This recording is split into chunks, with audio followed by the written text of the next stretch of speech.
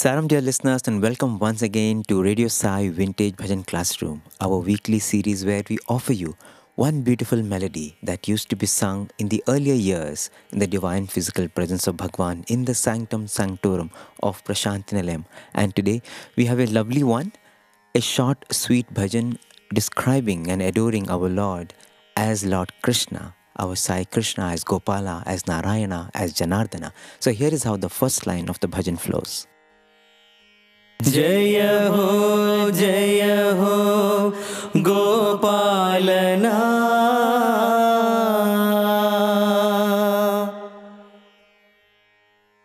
So this is the bhajan we will learn now. It's a 4-line bhajan. Let's get familiar with the lyrics of the bhajan and then we'll move on to the tune, the raga, the beat of the bhajan, and then we'll take every word of this bhajan and see what this bhajan is trying to convey to us. So let's get started with the lyrics. जय हो गोपालना, जय हो नारायण, जय हो जनार्दना, जय हो Niranjana. Now that we know the lyrics, so here is how this bhajan sounds when sung. Brother Srinivasulu will now sing for us the lines of this bhajan. Brother Anirudh will follow him after every line. It's a simple bhajan, dear listeners. Please pay attention and you will love the bhajan, you will love its tune, and you'll be so happy that so quickly you have learnt a new bhajan. This bhajan is being sung in the scale G sharp pancham. जय हो गोपालना,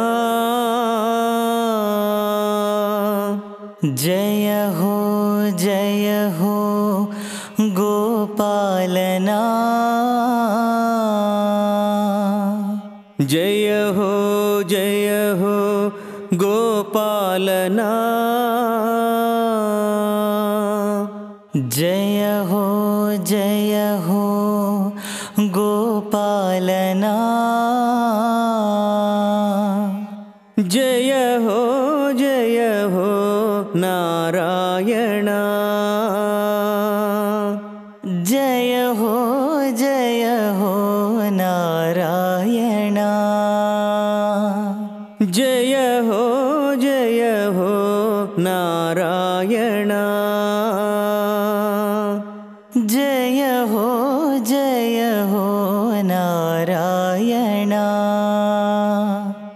जय हो जनार्दना, जय हो जनार्दना, जय हो जनार्दना, जय हो जनार्दना, जय हो निरंजना, जय हो निरंजना, जय हो निरंजना, जय हो Niranjana,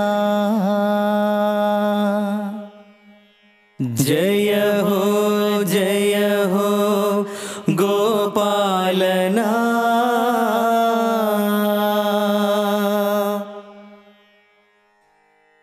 So that is the short and sweet bhajan on Lord Krishna, a bhajan which used to be sung in the earlier years in Prashantinalayam. Especially Mr.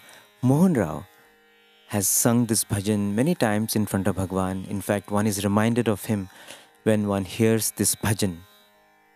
His compositions too were all similar type, wherein the bhajans were just 4-liners with simple words and simple tunes.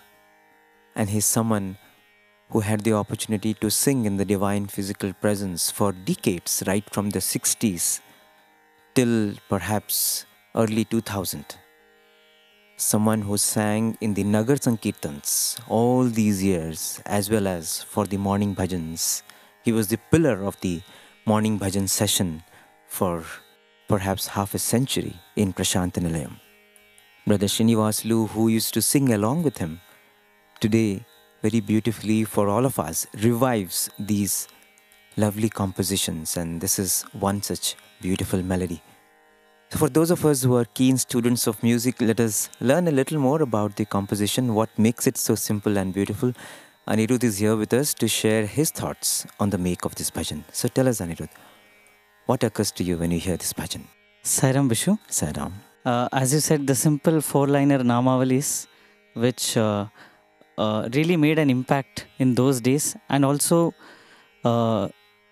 it makes an impact now also, because you have many bhajans which are more than 4 lines, which is a mix of many ragas, and the lyrics are composed based on the thoughts of the composer, like Araj Suno Yes. or Daya Karo.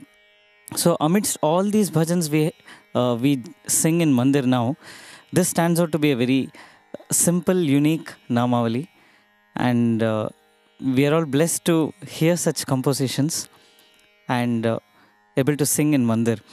So this, coming to the technical structure of this bhajan is based on Rag Darbari, I can say. Need not be the whole Darbari fitting into the 4 lines. Just a glimpse of Darbari is seen in this bhajan. So in the Darbari you have these notes. Sa re Shuddhri, sa re ga komal ga, ma pa da komal da, ni ni pa komal ni, ma pa sa ni pa ga ga ga, ma ma re sa, ni sa re sa ni sa re sa ni sa ga re sa ni sa da da da da, ni ni pa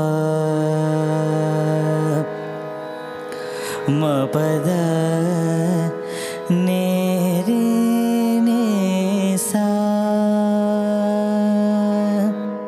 So you have in Darbari a very powerful raga, many bhajans and compositions. But to give the similar flavor with this bhajan, I think we can have bhajans like Gopala Gopala Nacho Gopala Nacho Nacho Sai Nandalala Hari Om Namah Shivaya Alak Niranjana Bhava Bhaya Bhanjana Narayan Narayan. All these bhajans are not very classically based on Darbari. Yes. But you have the glimpse of the notes, the minor notes taken from Darbari. Yes. I think no bhajan perhaps does justice to the glory of the raga. Yeah. They only do justice to the glory of Bhagwan, to the Exactly. glory of the deity. Yeah. And they need not also. Yes. Yeah. Because our motive is not the technical perfection we achieve through music. Yes. Our motive is total to inspire somebody to sing for God. Yes. And in that process, we also get, Swami helps us to liberate through these bhajans. Yes. In fact, I was the other day talking to a former student of Bhagwan's music college. Oh, I know he is someone who's done 6 years in Swami's Mirpuri College of Music, learnt all the ragas. wow. And so he was saying, initially the bhajan sessions used to become very difficult for him.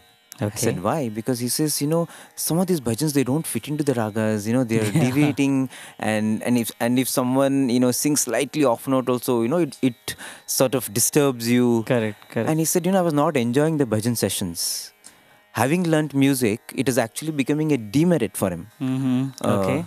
And he was not enjoying it at all. Everybody is so happy in the bhajan session, but I'm in a complete conundrum. And then he said, it took me some time to understand that this is not music.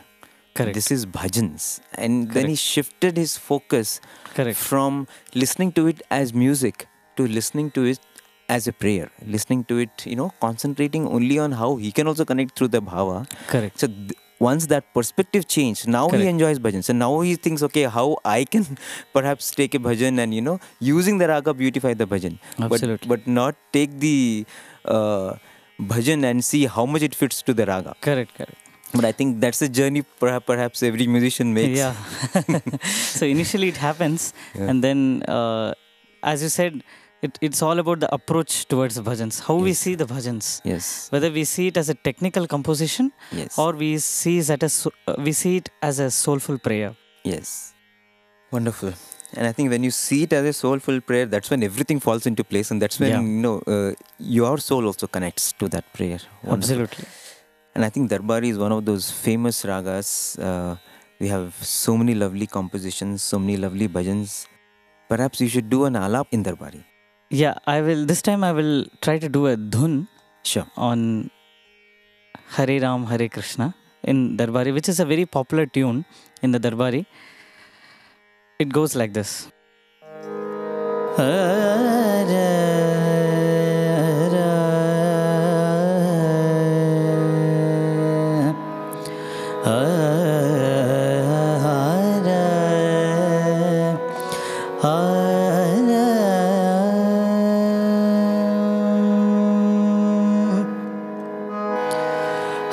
Hare Rama, Hare Rama, Rama Rama, Hare Hare, Hare Rama, Hare Rama, Rama Rama, Hare Hare, Hare Krishna, Hare Krishna, Krishna Krishna, Hare Hare, Hare Krishna, Hare Krishna, Krishna Krishna, Hare Hare, Hare Rama, Hare Rama, Rama Rama, Hare Hare, Hare Krishna, Hare Krishna,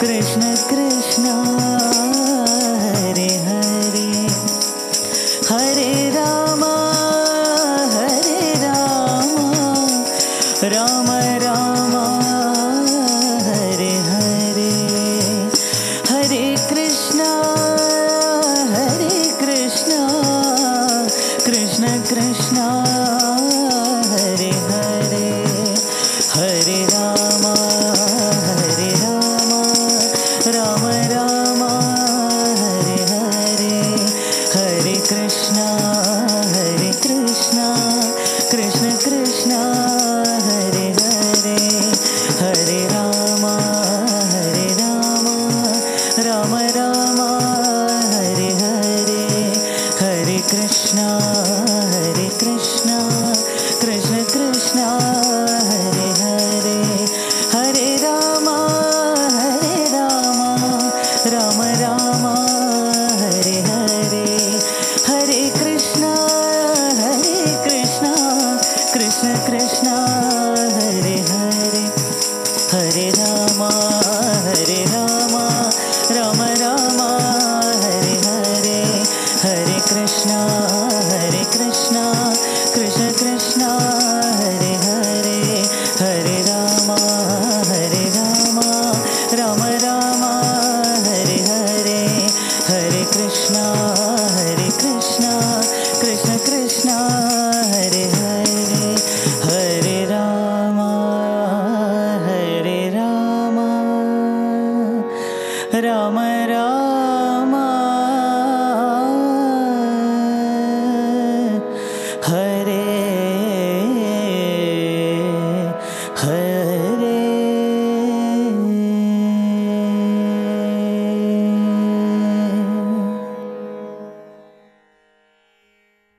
Beautiful. It reminded me of how the whole crowd used to join when Bhagwan used to sing Premamrita Mansa Kaho Yeah. in the last lines. Yeah. That's we also cannot the same forget raga. this bhajan, Prema Mudita Manasako, whenever we Yes. speak of Darbari, Darbari, because yes. the Yeah. Ram Ram Ram Ram Ram Ram, such energy, such power. Yes. The whole, the even now when we the Thursdays and Sundays when we have Swami's bhajan in the mandir session, till that is the 5:15 to 6, you would have followed many bhajans. But when Swami starts the bhajan, Yes. it's a whole different energy altogether, and that Yes. is Bhagwan. Yes. The source of all bhajans. Yeah. Wonderful. So let's take this bhajan and unravel its swaras. Yeah, so the swaras will help the singer to understand the tune in a better way, and also the harmonium accompanist to help the singer in accompanying the harmonium in a better manner. Yeah. So let's take the first line. Jaya ho Gopalana,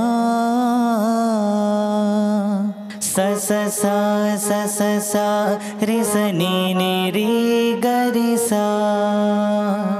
Sa sa re sa ni re ga re sa. Jaya ho Narayana, ga ga ga ma pa ma re re sa sa da ni re sa. Ga ga ga ma pa ma re re sa sa da ni re sa. Jaya ho Janardana, sa sari pa pa pa ma pa ni pa ga ma re sa. Sa sari pa pa pa ma pa ni pa ga ma re sa. Jaya ho Niranjana, ga ga ga ma pa ma re re sa sa da ni re sa. Ga ga ga ma pa ma re re sa sa da ni re sa. Wonderful. So it sounds so sweet, so lovely to just do the swaras also. And I think when bhajans are simple, they have a lovely charm of their own. Exactly. So let's do the beat. Yeah, the beat of this bhajan is 8 beat, Aditalam or Keherwa in the Hindustani classical music. So let's have the count, and we will do the bhajan with the help of Kanjira. 1, 2, 3, 4. 1, 2, 3, 4. 1, 2, 3, 4. Jaya ho Gopalana. Jaya ho Gopalana. Jaya ho Narayana. Jaya ho Narayana. Jaya ho Janardana. Jaya ho Janardana. Jaya ho Niranjana. Jaya ho Niranjana. Jaya ho Niranjana. Jaya ho Niranjana. Jaya ho Gopalana.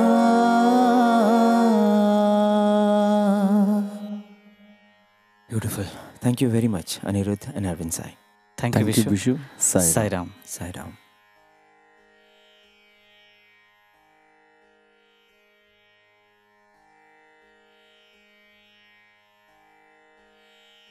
So we are now done with the raga and the tala of this bhajan.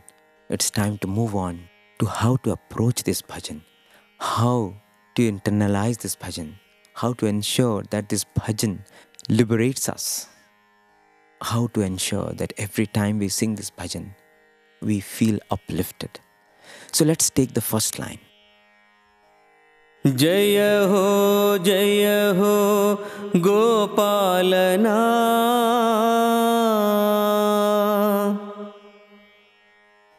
Jaya means victory. Jai ho means victory be too.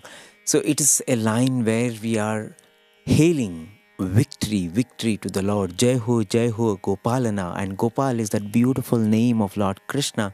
While conventionally it is understood as Gopala means the one who is a caretaker of cows, Bhagwan has given so many beautiful interpretations, and one of them is that Go means senses and Pala means take care. So Gopala is the one who takes care of our senses, who ensures that our senses are focused in the right direction. He is the one who takes the senses away from the material world.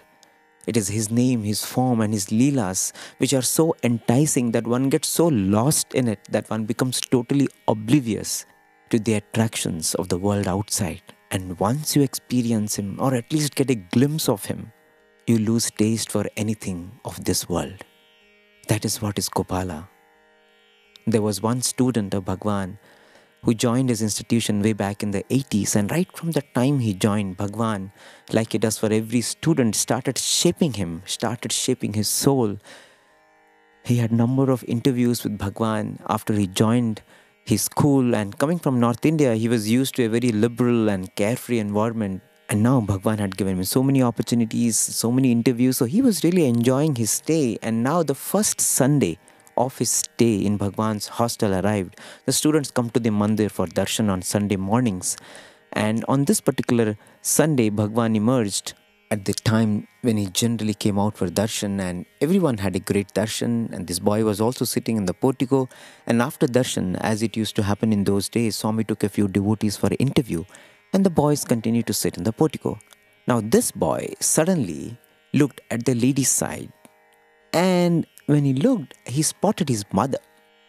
So he immediately actually was so happy. He saw his mother and he waved at his mother, and his mother too actually recognized him, and mother waved back. So it was a beautiful interaction. On a Sunday morning, he liked it. It was beautiful, and Bhagwan was inside the interview room, and then he continued to get busy with the book he had. The interview was over. Bhagwan emerged from the interview room. The session was over, and now Bhagwan came straight to this boy, and Swami started asking those usual questions, which he asks when he wants to begin a conversation. So he asked, so what is your name and where do you come from? And this boy was surprised because he has already given him so many interviews. Someone who knows him through and through has revealed to him so much about him. And now suddenly Swami asked, what is your name and where do you come from? And then Swami then asked, who else came with you from Kashmir? And this boy said, Swami, my mother. And Swami asked, where is your mother? And so this boy, immediately he pointed to the lady's side. And Swami then said, how do you know that she is sitting there? And the boy said, Swami, I saw her. She's sitting there. And Swami said, what did you do when I was in the interview room? And the boy said, Swami, I saw her. I waved at her. And now Swami said, listen boy, once you are a Sai student, you should not look at the lady's side and certainly not wave towards that side. You must know that there are so many people watching you. You have to conduct in a manner that maintains the decorum of being a Sai student. Yes, she is your mother, but others may not know that. So one has to be careful. Don't repeat this. Swami told it very gently and very lovingly.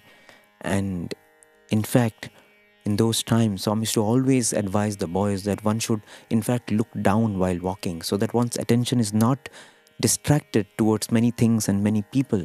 Bhagwan was so keen that one's senses should be restricted to limited information about the outside world so that it is that much less distracted and that much more easier to control and keep it focused on God. And that one direction from Swami, and in a manner that was apt for this boy, because this boy never liked to be admonished, he never liked to be reprimanded, but he loved anything that came with love. And Bhagwan explained to him with so much of love that it entered straight into his heart, and this boy never repeated that again.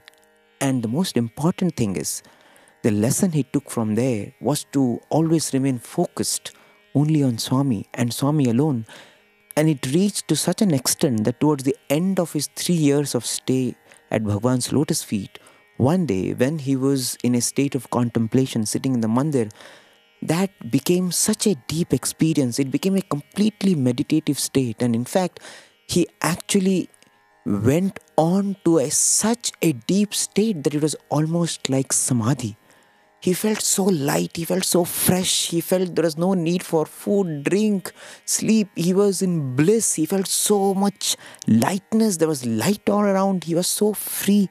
He was so much in Ananda, he was swimming in that bliss. He was so lost in that ecstasy, and he just didn't want to come back from that state. He didn't want to return to normalcy, and he was just swimming in that freedom. And it went on and on. And after a long time, Swami actually had to send someone to shake him. And in fact, it was done a couple of times. And actually, another boy went and spoke loudly into his ears, just so that he returns to his normal state. And this boy says that I have experienced what is samadhi. I've experienced what is that joy. So any joy of this world never attracts me, because I have seen what is true joy, what is true freedom. So anything of this world never entices me, because I have tasted what is nectar. One who has tasted nectar will not fall for jaggery or sugar. And that is what Krishna does as Gopala. That is what Krishna was doing to the Gopikas and the Gopalas of Vrindavan when he used to sport with them, when he used to do leelas with them. Because they experienced that nectar, they didn't want anything else. And it was the same. It is the same with Bhagwan. What happened with Krishna continues to happen with Sai Krishna. Once he gives us that experience of supreme bliss, you don't want anything else that is less divine, that is less perfect, that is ephemeral. And this is the reason why he is Gopala, because he is the one who can truly liberate our beings, who can truly liberate our senses, who can truly take care of our soul, who can grant us perfect happiness, happiness that will last forever. He is the one who is the true liberator of our souls. That is the reason why he is Gopala. And in this first line, we sing praises and we adore him and say victory to you, victory to such a beautiful, liberating Lord. Jai Ho, Gopalana. Let's move on to the next line. Jaya Ho, Narayana. So here the new word is Narayana. A beautiful incident comes to mind. One of the senior office bearers in the Sai organization shared this story long ago. One day in Whitefield, this person's father, Professor Kasturi, and another gentleman were standing close to Bhagwan. And at a distance, there was another older gentleman with a small bag. And this person who had a bag in his hand wanted to meet Bhagwan. And Bhagwan was very gracious. He allowed this person to come near him. And when he got that opportunity, this old man pulled out some palm leaves and said that those were nadis, which had predictions about Bhagwan. These nadis are palm leaf inscriptions which were written by ancient sages and seers many thousands of years ago. We have Shukanadi, we have Agastya Nadis, written by the great Sukha Maharshi, Agastya Maharshi, and they had foreseen the events that were to happen thousands of years hence and written down the history of the world, so to say. So this old man who had with him one of these nadis, he went on to explain that in one of those nadis, it was mentioned that Bhagwan is Lord Narayana himself, and he continued to read from the leaves. And as he was doing this, suddenly he stopped and he looked confused. And then he looked hesitatingly at Bhagwan, because in the palm leaves it was written that even as the reader would be reading out the predictions before the Lord in human form, at that very moment in the background, thousands of chakras or wheels would make a clinging noise. And when the person read this, he went blank because he could not understand what that meant. But looking at the question mark on his face, Swami smilingly pointed his finger back. And now everyone could hear that train going by, making the rumbling noise of thousands of wheels at that very moment. In fact, genuine nadis are known to make such amazingly accurate predictions. So this person was so overjoyed at the accuracy and the way Bhagwan decoded it for him. He started just offering his rich salutations to Bhagwan repeatedly and telling, Swami, you are verily Lord Narayana. You are the incarnation of the Lord in human form. And as he was going on, Swami asked some of the volunteers there to go and get some eatables for him. So these devotees brought some fruits and sweets, but this old man politely refused everything. He said, Swami, it is Ekadashi day, and this is the day which is dedicated to the worship of Lord Narayana, and I am on a fast on Ekadashi days, so I cannot partake any of these food. Bhagwan said okay, and then Bhagwan gave him some clothes, and then this person took his blessings and left. After the person went, Swami asked the people around him what they thought about the incident. And everyone exclaimed how accurate the prediction was and how fortunate they were to be in Bhagwan's presence. But Bhagwan said, all of you missed a very important point. Swami said, why does this person observe Ekadashi fasting? He does it to attain Lord Narayana, is it not? The old man believed that I am Narayana himself, but when Narayana himself was giving him the food, he refused to break the fast. Isn't that what is Maya? He is still thinking he knows, yet he does not know. He is so deluded. Whenever the Lord comes down in a human form, he plays many dramas, but only those who are all the time alert and aware make the most of his physical presence. The Lord is everywhere. That is the reason why he is called Narayana. The same Narayana came down as Satya Narayana, as Bhagwan was called in his childhood days, just so that we can get rid of this Maya, we can get rid of this delusion and keep our concentration always on him and realize the huge blessing that has come our way. So this line is urging us to not get deluded with the creation and the place of the Creator and concentrate and realize and know the value of having known the Creator. If we sing this line with that awareness that Narayana is with me, He's all the time here, I have had the opportunity to connect with the Lord Himself. I think if we sing it with that kind of awareness, this bhajan, this line will elevate us. So in this line we say victory to such a Lord who is all-powerful, all-pervading and omniscient. Let's move on to the next line.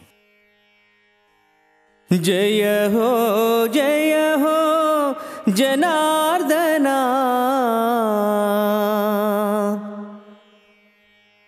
Janardana, another very beautiful name of Lord Vishnu or Krishna or Narayana. It occurs in the Vishnu Sahasranama too. One meaning is one who destroys the wicked. Second meaning is one who protects people from the wicked. And the third meaning is one who is approached by devotees for their wishes. There is a poignant incident recorded in Loving God, the autobiography of Professor Kasturi. And it shows how Bhagwan does not destroy wicked people, but he destroys the wickedness in people and how he reforms them. Anantappa was a peon who worked under Professor Kasturi in one of the colleges where he was employed. Though not very bright and sharp in worldly affairs, he was greatly devoted to Bhagwan. On one occasion, when Professor Kasturi was leaving from Puttaparthi, Bhagwan gave him a big-sized photograph of himself and said, "Take this and place it in the shrine of Anantappa." Anantappa was living in a mud house amidst about 100 such dwellings. His son and daughters rented bhajans in an 8 feet by 6 feet little room. Professor Kasturi installed the portrait given by Bhagwan in that shrine. And Professor Kasturi says that it soon became a little Prashanti-nilayam. Anantappa would just be lost in silent meditation or conversing with Bhagwan on all that worried him. He was very, very devoted to him. One daughter of Anantappa was wedded to an employee of the Mysore Railways, and they lived in one of the less equipped suburbs of Bangalore. This man, unfortunately, kept doubting his wife. If his wife even looked out of the window, he would suspect her. And he would always ill-treat her. In fact, he kept her like a prisoner in his dark home and often was violent towards her. Anantappa tried in so many ways to soften him and try and bring harmony in that family, but everything proved futile. So one day, this poor wife told her husband, "Whatever I say, you don't believe. You all the time doubt me. You do this. You take me to Baba and you ask him, if Baba says that I am a faithful wife, then you keep me. But if Baba also doesn't, then I shall immediately put an end to my life." So Anantappa and his wife went over to Bangalore and accompanied the daughter and son-in-law to Puttaparthi. Bhagwan told the hard-headed son-in-law during the interview that the girl was very pure. Swami said she was as pure as Sita. And when this husband heard this, he somehow did not like it. It was too much for him to swallow. He actually lost his temper and he charged the girl with infidelity, and he was only becoming more violent. So Bhagwan gently pushed him out of the room and closed the door. And Bhagwan told Anantappa, "Don't worry, I know how to correct him. He is a good fellow. They are going to live happily. I will take care." So this entire group reached Penukonda too late to catch the day train. So they stayed on at the station itself until midnight. The son-in-law discreetly stayed apart, and he was chewing his rage against these gurus and godmen, and he was thinking how to do a tit for tat for these people. And finally the train arrived, and Anantappa and his wife and his daughter, they went into a third-class compartment. That is how this son-in-law arranged it. He didn't want to stay in that third-class compartment. He just loaded them there, and he went to the guard because he was a railway employee. He wanted to go to the first-class coach because it was a train which was not very occupied. The first-class coach was empty. So he told the guard that no first-class passenger would board the train during night. So he happily went and rested in the first-class coach. And he was anyway traveling free because he was a railway employee. The rest of the story was told by the guard himself on a later occasion to Professor Kasturi. When the train pulled up an hour and a half later at a particular station, this son-in-law, who was in the first-class coach, suddenly leaped out, and he was in great pain. He was shouting, he was wailing, "Ayo, ayo, ayo," he was shouting. And in fact, his cheeks were red. He was massaging his cheeks and his back. He was in such trauma. So the guard ran to him, all the porters ran towards him. What happened? There was actually a sizable crowd around him because he was in so much pain. So I asked him, "You are the only one in the coach. There is nobody else in the coach. Who did anything to you? Who is it that slapped you? Your cheeks are so red." And this son-in-law now, between sobs and groans, he said, "I don't know what happened when the train was still running. Suddenly the lights in my compartment came on and I didn't know what was happening. I sat up on the bed and suddenly the whole place became red. It became deep red and I saw Baba coming there. Baba filled the entire compartment with his aura and then he started beating me. In fact, he was thrashing me from all sides and he kept telling, 'Won't you believe me when I say that your wife is innocent? Stop beating her. She is my child.' And he kept thrashing me black and blue. And only when the son-in-law realized his mistake, Swami disappeared and then everything became white. This incident completely changed the son-in-law. He admitted his fault, he apologized for his impudence, and he confessed that later that he really deserved that chastisement from Bhagwan. In fact, he became so good as a family man that henceforth, the moment he would get the salary, he would come and give it to his wife and they would then together decide how to run the family. And he would take very little as his pocket money. So that is how the Lord is Janardana. He knows how to remove the wickedness in us. And for different people, he has different treatments. If you don't learn the normal way, the easy way, he will teach you the hard way. But he will ensure that you become pure. You become better. Victory to such a beautiful, compassionate, patient Lord, Janardana. That is what is conveyed in this line. Let's move on to the last line. Jaya ho Niranjana. Niranjana is one who is without any blemish. We often describe the Lord as lotus-eyed one, the lotus-armed one, the one with the lotus feet, and it is because anything that falls on the lotus just falls down. Nothing ever attaches to the lotus leaf, and it's the same with the Lord. So many people have tried to deride Swami, denigrate Swami right from the time he declared his avatarhood, but nothing ever can touch the purity of Bhagwan. Nothing ever has affected the purity of Rama or Krishna. People may say how many ever things they want, but the moon may have a blemish, but the Lord is absolutely blemishless. And that is why he is Niranjana. And when we are devoted to him, he will ensure that we too become blemishless. Victory to such a Lord who is the purest of the pure. That is what is conveyed in Jai Ho Niranjana. So with that, to some extent we have discussed the meaning of every word of this bhajan. We can go on. There are so many beautiful anecdotes to substantiate every word, every appellation of the Lord. It is for us to reflect on them. It is for us to relate to them, and it is for us to internalize them and use them for our upliftment. Let's now sing this bhajan once again as it is sung in the Sanctum Sanctorum in Prashantinilayam.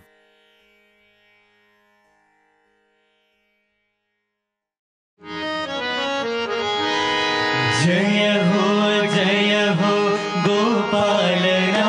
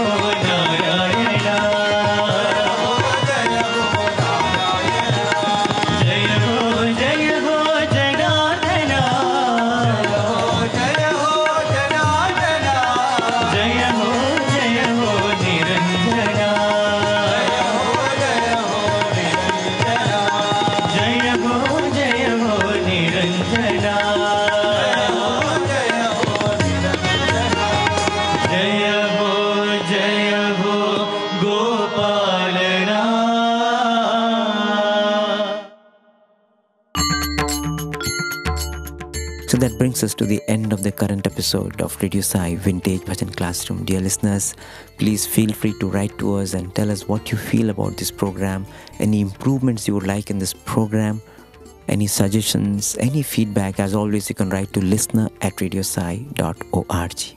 With heart full of gratitude, we offer this endeavor at the lotus feet of our most beautiful, beloved Bhagwan.